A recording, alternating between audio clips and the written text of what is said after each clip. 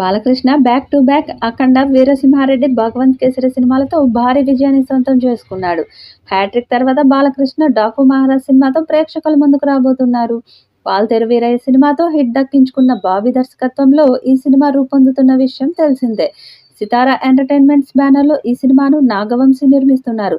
త్రివిక్రమ్ భార్య సాయి సౌజన్య ఈ సినిమా నిర్మాణంలో భాగస్వామిగా ఉన్నారు. ఈ సినిమాను 2025 సంక్రాంతికి ప్రేక్షకుల ముందుకు తీసుకురాబోతున్నారు. డాకు మహారాజ్ను చాలా స్ట్రాంగ్గా దర్శకుడు బాబీ రూపొందించారనే టాక్ వినిపిస్తోంది.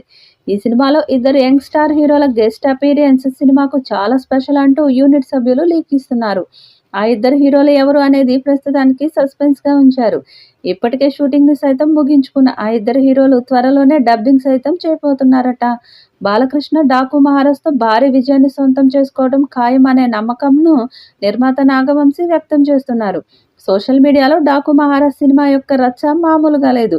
బాలకృష్ణ గత చిత్రాలు భారీ విజయాన్ని సొంతం చేసుకున్న నేపథ్యంలో ఈ సినిమా సైతం భారీ వసూళ్లు నమోదు చేస్తుందని నందమూరి బాలకృష్ణ ఫ్యాన్స్ చాలా నమ్మకంగా ఉన్నారు.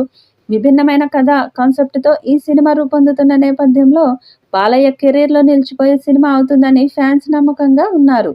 ఈ సినిమాలో హీరోయిన్స్గా శ్రద్ధ శ్రీనాథ్తో పాటు ప్రజ్ఞా జైస్వాల్ నటిస్తూ ఉన్నారు.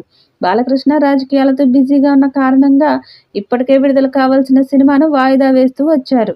డాకు మహారాజ్ సినిమాను డిసెంబర్లో విడుదల చేయాలని మొదట భావించినా సంక్రాంతికి వస్తేనే ఈ సినిమాకి పూర్తి స్థాయిలో న్యాయం జరుగుతుంది అనే అభిప్రాయంతో నిర్మాత నాగవంశీ ఈ సినిమాను పోటీ తీవ్రంగా ఉన్న సంక్రాంతికి విడుదల చేయబోతున్నారట. ఇప్పటి వరకు ఈ సినిమా నుంచి పాటలు రాలేదు. తామన్ సంగీతం అందిస్తున్న ఈ సినిమా నుంచి మొదటి పాట త్వరలోనే ప్రేక్షకుల ముందుకు రాబోతుంది. వచ్చే వారం మొదటి పాటను విడుదల చేయడానికి సన్నాహాలు చేస్తున్నారు. ఈ సాంగ్ మాస్ పాట అని తెలుస్తుంది. ఈ పాటలో బాలయ్య మాస్ డ్యాన్స్లతో దుమ్ము రేపినట్టు సమాచారం.